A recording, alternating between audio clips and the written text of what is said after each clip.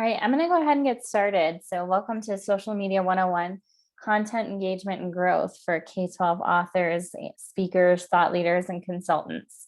So, this session, if you're watching it, the recording, it's really all about what you need to do for your social media in order to help launch your career or grow your career as a speaker, thought leader, author, or anything in the K-12 space specifically. So to kind of get started, what we're going to go through here today will be about 30 minutes, and we're going to understand the difference between the different platforms and their audiences, identify which platforms are right for you. One of the things that I hear from a lot of speakers and authors is feeling this need that you have to do all the platforms and you have to do it right. And when you put that pressure on yourself, a lot of the times what happens is nobody does anything, or they just kind of randomly do their social media marketing. And so really we're going to spend some time today identifying which platforms work best for you and your brand, and how you can double down on those. It doesn't mean that you can't do all four or you can't do a platform that's not perfect for your brand, because it's something you really like. That's fine. But we'll really identify like where you should double down for your brand and your audience, and where you can maybe lighten up or not feel so much pressure to have to do things perfectly. We're going to talk a lot about the idea of brand awareness on social media channels, how to create engaging content, like where's all this great content coming from for social, and how the monitoring engagement piece of social media is just as important as posting, if not more. And then we'll talk about ways to organically grow your audience. Again, for anyone who doesn't know me, I'm Katie Stoddard. I manage Ed2Market along with some other marketing and sales folks. Ed2Market is all about sales and marketing support for K-12 authors, speakers, thought leaders, and consultants. And it's really giving you the tools so you can go out and self-market yourself, and to think about your own promotional strategy. So again, in this session, you're going to learn which platforms to participate in, how to build a calendar, how to create content for posts, stories, and reels, learn how to monitor and listen on channels, and then understand what success means with social media and how to measure that. All right, so to get started, for all of you Ed2Market members, which most or all of you should be, you will access any of these resources in the membership portal on the Ed2Market website. So here there's a monthly social media planner. This is an editable PDF that you can actually just drop your social media ideas into, or at least it kind of gives you a guide of like what you can be doing for social. There's also this checklist of like how you to kind of get started with social, like some just good strategies. So this is sort of like if you're brand new or trying to like kind of refigure out your social media strategy, this checklist is a really good place to go. I posted this actually in the Facebook group, the social media post ideas, and I'll elaborate on this on a later slide today. But this is really just kind of like a good strategy if you're struggling to figure out sort of like what content you should be posting each day. And then definitely access the blog. I have some really solid social media blogs that are free on Ed2Market on growing your Twitter audience, just general social media strategy. We've got like social media templates in the member resources section. So lots of good content to help you really drive your social strategy so you don't have to create all this stuff from scratch. All right, so why is social media important? The thing is a lot of people don't love social, and that's fine. But so you don't have to do it if you don't like it. It's not like it's gonna make or break your business. But the thing is it allows you to have more of a real-time conversation with your audience, your potential audience. It also allows you to see what your competitors are doing, and helping you stay very relevant and engaged in the conversation. So when there's a big new article that comes out that people are talking about, or a book or things like that, it's just easier to be engaged and to be part of that conversation. You can also engage organically with your core audience. If your core audience is district administrators, then you would want to join those kinds of groups on social media, or engage with those folks in social to see what they're talking about, see what questions they have, how they're commenting, things like that. The biggest reason that I tell anyone to engage in social is really all about brand awareness. And your brand as a speaker is just as important as a company brand, with an official logo and a speaking company or a publisher or whatever it is. But just getting out there with your personal brand and kind of that persona of yourself, and making yourself more active with, relevant content, sharing really relevant, great content, whether it's your own or someone else's, and engaging, it just helps you sort of elevate that profile or that thought leadership. So again, I really want to share the message that you don't have to do social media to be effective. Or you can say, I only want to do one channel, and that's fine.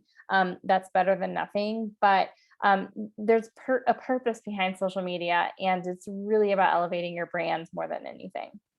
So one of the things that as marketers we hear quite a bit is that people are thinking that they want to put together a social media strategy because they think it's immediately going to result in more sales.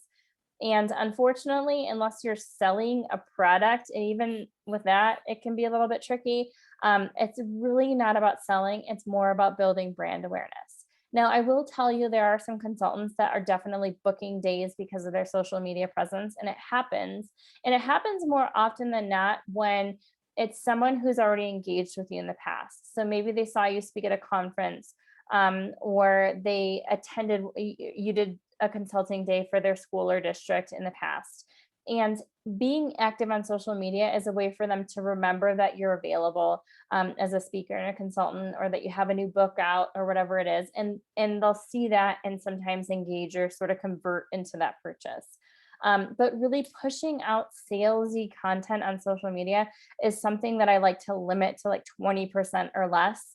And when you are doing it, to make it really a soft sale. So it's more about like, making sure people know that you're available for speaking engagements, or like announcing the fact that you have a new book available, and really trying to stay away from the hard push of like, go here to buy my book.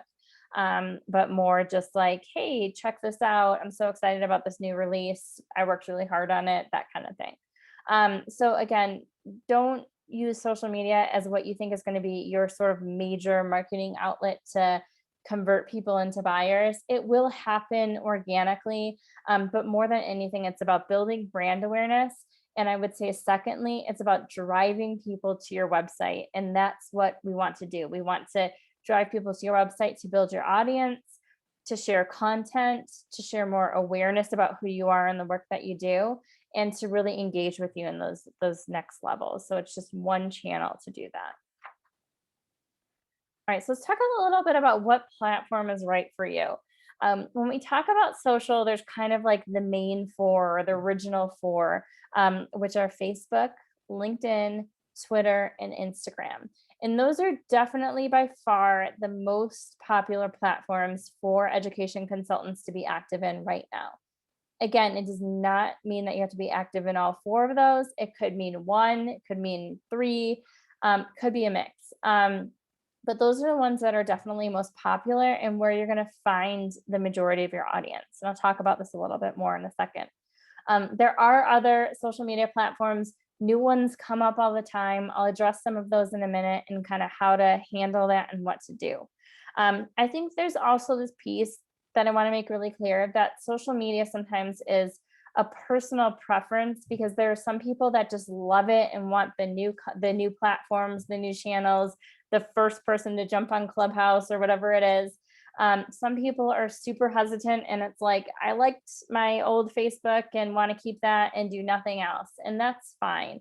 You just kind of got to figure out where you are. And I will say, the more time you spend in this space, the more comfortable you're going to get.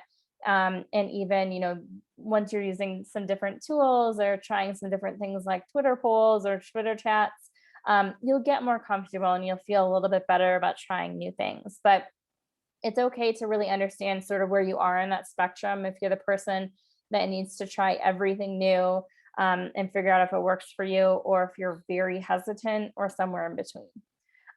So to kind of get started, I'm going to talk a little bit about the audience breakdown and sort of the purpose behind each channel, which will help us understand, or help you identify where you should be, where you want to be active.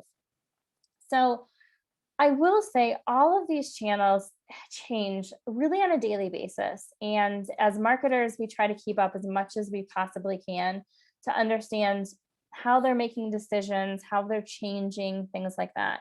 And so, one of the things to keep in mind is there's not really hard and fast rules on how these different platforms serve your content, which basically means that in the past, when a lot of these platforms were born, every single person you engaged with saw every single post because it was just like a timeline feed. Now, the way that things happen for the most part across these platforms is there's algorithms that basically show how your post is interacting with different people to show if it's going to continue to be served to a like-minded audience.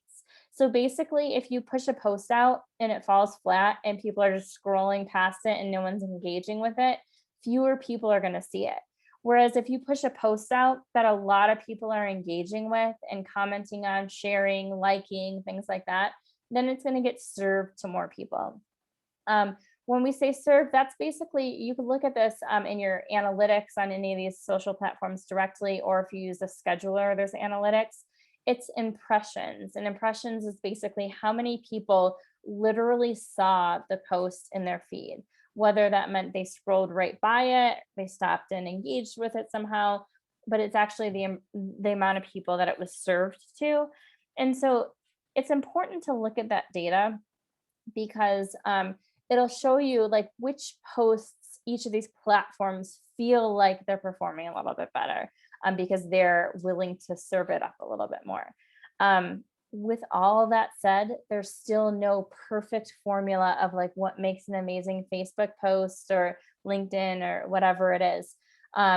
One post can perform amazing one week, and a very similar post can totally tank 2 weeks later. And so you really need to figure out what sort of your rhythm and understand that like you might need to try things multiple times and things like that. And just keep testing things out and see what works best and then try to find those patterns in terms of what works best.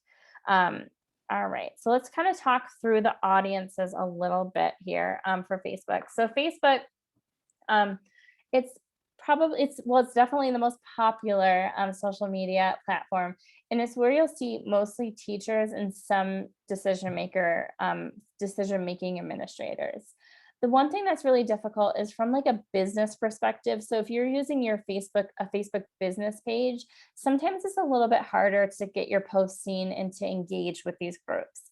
If you're using your Facebook personal profile, which is different than a business page, so think about like even Ed2Market, we have a couple different things. We have Ed2Market business page. I have a Katie Sauter personal profile. We also have an Ed2Market member community group. There's also Facebook events. So there's sort of like 4 kind of core different Facebook type of accounts you can have.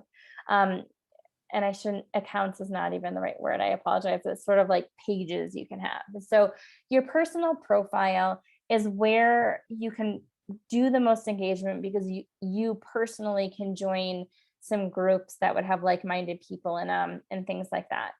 The one thing I want to just warn about, and there's not like a perfect answer to this, but if you use your social media accounts on a personal level, which is completely fine, just be careful also using that same account professionally. With that said, it's not that you want multiple accounts because you don't, but what you don't want to do is show a picture of yourself and your friends, at the bar drinking a ton, or something that would be overly political, or something that would be overly religious, or something like that, that could impact relationships that you have with potential clients. And so, unfortunately, if you're using social media as part of your marketing strategy, not that you can't share those personal things, but you need to be really thoughtful about it and just make sure that you're not posting things that would offend people. If you're very political and that's something that you just feel strongly about, I would just urge you to know that that can impact the marketing piece of your social media accounts. And so that's maybe where you say, okay, I'm going to choose to be really political on Facebook and not use it for my marketing strategy, but Twitter is where I'll keep politics out of it and really focus on education. And so just kind of keep that in mind and, do things like if you need to make your accounts private or things like that. So basically, I mean, it's all about not wanting to offend people that are potential customers. If that's not something that you're worried about, then don't worry about it and you're fine. But just something to think through a little bit. Again, like, just being careful with like the pictures that you're sharing and things like that. And making sure that it's coming across as this professional brand, because it really is you as a brand. And what I would never recommend, though, to make that up by having two separate Facebook pages by any means, or profiles by any means. What you could do again is have like a business page for, your consulting profile. So if you're, John Smith Consulting or whatever it is, that could be a business page. And then you have your own personal page. But again, it's just harder to interact as business pages. So one of the things with Facebook, and a lot of this content too, you'll find on Ed2Market on our free blog. But the top factors really that Facebook is looking for is the more comments that you're getting, the more reactions, comment replies, sharing links over Messenger, engagement on shares, things like that. These are the things that need to happen in order for your post to be effective. And so there's a couple things that you can do to help this out.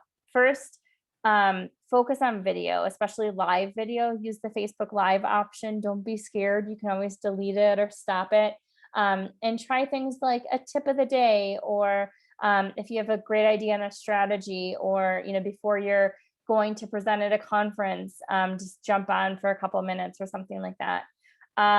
Avoid what we call engagement bait, which is the whole idea of like, comment on this post. Well, I like to use that sometimes sparingly and a little bit more so on Twitter and things like that. You want to be careful because algorithms are starting to catch those kinds of things and push them out. You want to focus on community building. So groups could be a really great way to do that, especially if you have a book. You can do book studies through groups or book clubs, things like that.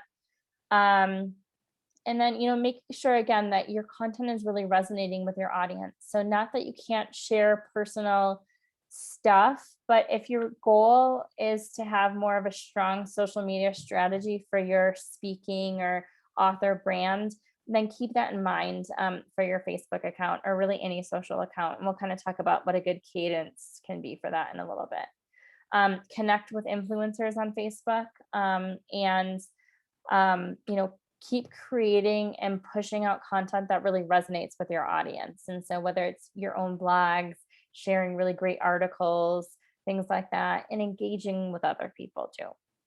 All right. So the other thing, and this goes to Facebook, but I'd really almost say it for any channel, is paid social, something people ask about a lot, because it's, like there's always this option like boost this post for a few dollars kind of thing. And while that's fine, like you really want to get your organic social media strategy down well before you start investing in paid strategy. Because paid strategy is going to hopefully bring more people to engage with you, to follow you, or connect with you, drive them to your website or pieces of content and things like that. But until you have a really solid organic strategy that's very clean and looks really good, you just want to kind of stay away from paid. You can always test it out a little bit, but I would always encourage people to make sure that their overall strategy was sort of buttoned up a little bit before spending money. So Twitter is definitely the place that I see a lot of education consultants and speakers, and it's partially because there's so many administrators and teachers living here, as well as thought leaders. The thing about Twitter is it's so fast. And so you might think you have this amazing tweet, and it very well can be, but the lifespan of a tweet is 18 minutes. Okay. And so if it's at the wrong time of the day, or if people just aren't seeing it or aren't engaging with it, it will die in 18 minutes if it's not getting a lot of engagement. And so just kind of keep that in mind. And just because, again, if something flopped once doesn't mean that you can't try it in a slightly different way. I would never tweet the exact same thing out again, but you can, tweak an image or tweak the language a little bit and things like that. I would use images and video and content as much as you can in Twitter. They have it there, and you're limited in character space, so make up for it in the graphics or the other content that you're sharing. And then, use it for things like quick tips or engaging with people, highlighting blog content or news. And then use it for polls too, like directly ask people what they're interested in getting more of, things like that. And so you can use hashtags to really target the people that you want to come across this content. But again, keep in mind that you're limited to characters. And so you have to be thoughtful about how you're using content in Twitter and what you really want the call to action to be. Are you trying to drive them to your website to read a blog? Do you want them just to engage with that tweet itself? So kind of figure that out before you focus on trying to push out too many hashtags or something like that. Ideally, you're tweeting multiple times a day, but you're also engaging with other people and engaging with their tweets, replying, retweeting, things like that. 4 to 6 is unrealistic for some people, but I would say if you can schedule a chunk of time on your calendar, at least to engage on Twitter, and then schedule, 1 or 2 tweets a day, that's a really good starting place, especially as you're kind of building up your content or figuring out what content that you want to share. So next is Instagram, and Instagram is all about things looking pretty and things looking attractive. And so this is where you want to have pictures of yourself speaking at an event, or pictures of your new book, or really great images or quotes that you design in Canva or things like that, as well as video, using video through stories, reels, things like that. And so Instagram is newer, I would say, for education speakers and authors engaging on, but it's a very solid audience and definitely the right audience. And so it's a place where you don't have to post quite as often, and you can post really great videos through either your stories or reels, and we'll kind of dig into sort of what some of that means in some other content. But what helps is it really helps you kind of build that strong brand presence, looking very visually appealing, looking very professional, and ideally driving people to your website using tools like Linktree or link in bio kind of tools like that. And then last would be LinkedIn. And LinkedIn obviously is the most professional social media platform out there, but there's a lot of really great ways to connect, and LinkedIn is becoming much more common for education decision makers and thought leaders. A couple of years ago, you wouldn't see a lot of educators here. Now you will.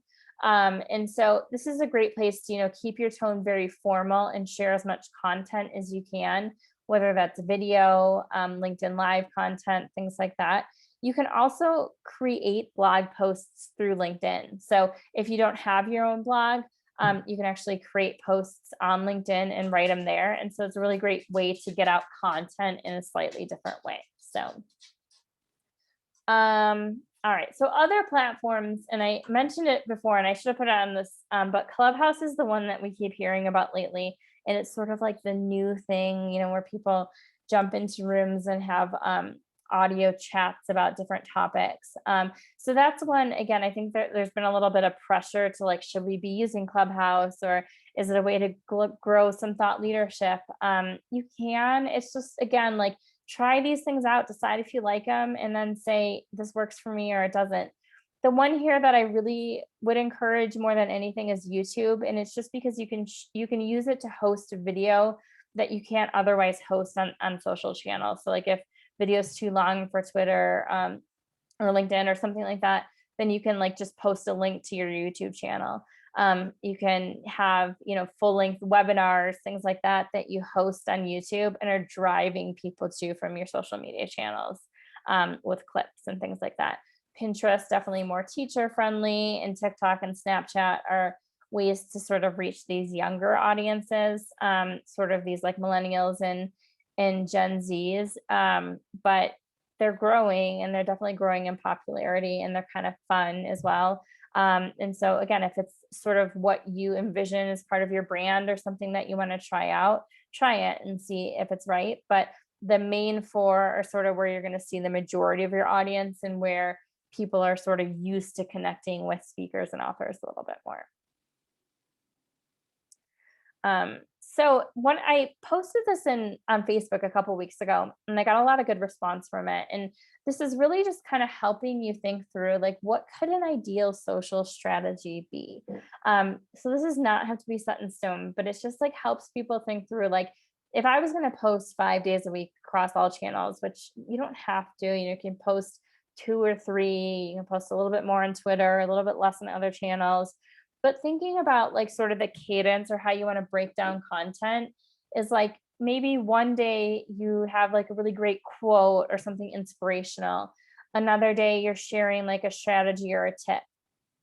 The next day you're getting behind the scenes, like maybe you're sharing an image of yourself, like doing a live session via Zoom with educators or something like that, or working on your newest book or being interviewed for a podcast. So engage your family members or your friends to kind of help you get the right picture to show you working.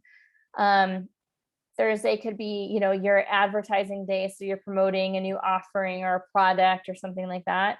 And in one day a week can be a little bit more personal. So like sharing, pictures of your family or something that your vacation you're going on or, something like that. And so again, not that this has to be like, okay, that means every Friday I better have a picture of my kid or something like that. It's just like a good way to show, like instead of sharing quotes 6 days in a row and then moving on to pushing your book for the next 2 weeks, it's like a good idea of like what a solid sort of like mix of content can look like for social media. The social media monthly planner, again, this helps you sort of just take that and break it down. This is a tool in Ed2Market member portal. So again, this is just like, and you can literally create something like this in Excel if you'd rather do that, or Google Sheet or something, as well as if you want to actually start using a social media scheduler. They have calendars as well. But it helps you kind of think through sort of like what you want to do each day. And then maybe you want to eventually get consistent with something, like maybe every Tuesday you do want to share a tip and you use the hashtag Tuesday tips, and that's every Tuesday you're like pretty consistent on it. I would not do that every day. Don't like pick a hashtag every single day and have to do that every day. That gets old really quick. But like 1 or 2 days a week, that's kind of fun. All right. So what does it mean to create engaging content for social? All right. So first, I would really encourage you to kind of figure out what is it about your sort of like niche in this market that you want to make sure your audience on social media knows. And so the content that you're sharing is very specific to either a grade level, a content area, an audience, something like that. I always include an image. I would say maybe the only exception is the occasional tweet without an image, but the more attractive your social media is, the more engagement it's going to get. Do as much video as you can. Again, this is a place where sometimes people aren't super comfortable. The more you do it, the more comfortable you're going to be. And video for social media does not need to be like heavily edited video by any means. Grab yourself a selfie stick, maybe a ring light like this to get better lighting in your images or videos, and grab your iPhone or your iPad and take a video, do like a daily tip or something like that, and just kind of get started with that and see how it performs for you. Keep them short. Do not record 10-minute videos for social media by any means. They should be like very accessible, quick, kind of tip or strategy friendly, things like that. And then dabble in this idea of user-generated content, like asking, poll questions or surveys or things like that, or sharing what your clients are doing. Like if you're, like for instance, I have a client who has his own version of sort of like PLCs or teacher teams, and he has a lot of like templates that he shares with clients. And we're constantly looking on social media because they're always sharing that content already, and they're great images. And so we ask for permission and we pull those. or share, if you're out doing a speaking engagement or doing a workshop day with clients, take pictures and share those on social media and kind of save them over time, or like take pictures of groups of teachers working together, or the content they're producing from your workshops. That is great stuff to share on social. There's so many tools out there to help you do this. And again, Ed2Market has some of these available for you in terms of like just tools. First of all, we've shared, and I will continue to share in our Facebook group, a lot of like resources on, like what the best tools are, how to use them. I know I shared some Canva stuff, things like that. But these scheduling platforms help so much, especially as you're sort of thinking through your strategy and want to get ahead of it versus just like randomly pushing out on social. I personally like Hootsuite and Sprout Social, but really there's so many other ones that aren't even listed here. And like Hootsuite, for instance, if you only have, I think, 2 accounts, it's free. So if you're like if you're doing Twitter and LinkedIn, you can get a free account. If you're doing more than that, which many people might be, that's fine. It's pretty cheap. It's like $35 a month or something like that. I don't know off the top of my head, but like there's different price levels for all of these, and they all have different features. It's more than just scheduling too, because what you can do is you can monitor hashtags, you can pay attention to competition, things like that, without having to do it manually. You can just like set up these dashboards basically. And so it makes life really easy. There's so many design and video editing tools and things like that to help make your images look better. I love Canva. I've talked about it so much. And I actually have some social media templates in the Ed2Market portal that you can either jump into Canva or just use another design program and create your own text with. But it kind of shows you sort of like what a really cool looking, nice professional background can look like. And if you don't have it already, I would encourage getting either a logo or sort of like a brand style guide. So you have like consistent brand colors, fonts, things like that. So there's some like consistent look and feel to your social media. Again, not that you should be using the same image or background every single time. You should have a variety, but that it doesn't look like you're randomly like pulling from tons of different places all the time. All right. So the last part that we're going to kind of go through today is this idea of social media monitoring and listening. It's so posting is great. You can post all day long, every day of the week, amazing content. But if you're not engaging at all and you're not monitoring what's happening on social, you will not see any engagement from those posts. I have clients that come to me sometimes and say, like, we just want you to create content and just post for us. And while that works well, if people are engaged on their own and monitoring and responding and things like that, it does not work for the clients who are investing no additional time in social media. And so I will tell you, if you are just going to post and do nothing else, it is not worth your time at all for social media. You have to spend some time monitoring and paying attention if you actually want it to make a difference. So hashtags, do some searches, and I've shared some lists on like good education hashtags. Also just pay attention on Twitter, Facebook, things like that, Instagram, to what hashtags are being used, and start sort of creating your own, like curating your own list of like good hashtags that make sense for your brand in your content area. All right, so sorry about that.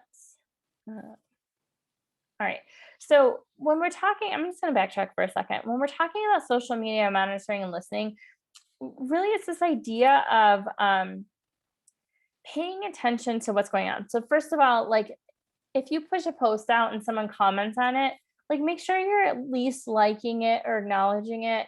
Ideally, you're responding. You don't have to like start some massive conversation, but at least acknowledge the fact that someone took the time to comment. Same with like if someone shared, like I typically am like, thanks for the share kind of thing, or just like it.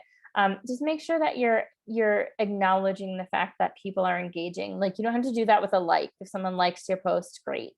But if they take the time to comment or share, try as much as you can to respond to that in a thoughtful way. Also spend some time on your own. Again, this is where I say like schedule a little bit of time every day. Spend some time engaging with other like-minded accounts, thought leaders, publications, potential clients and clients, and just responding thoughtfully to their stuff. Try to do it as much as you can to like be as helpful as possible. So like for instance, if someone shares a blog article, don't just like it and say like great article. Like please click on the article and like even if you skim through it for a minute or two and like grab like a piece of content that stands out to you and be like, I love how you shared blah blah blah, or something like that. So it really shows the engagement, because that's what you want people to do with you. You don't just want this like fake commenting or fake engagement. You at the end of the day, you want people to click on your stuff because they're engaging with what you're doing. And so you want your engagement and monitoring to be organic as well. All right, so talk about hashtags. Organic versus paid. We talked about this a little bit. Sorry, my slide got a little bit skewed here. This is really, again, like with organic versus paid, I will say it again. I said it before. Get your regular social channels in line and get them right before you start a paid strategy. And when you do start a paid strategy, think about like what action you want. Are you just trying to grow your following? Do you want to drive people to your website to get a piece of free content or to sign up for your email list or something like that?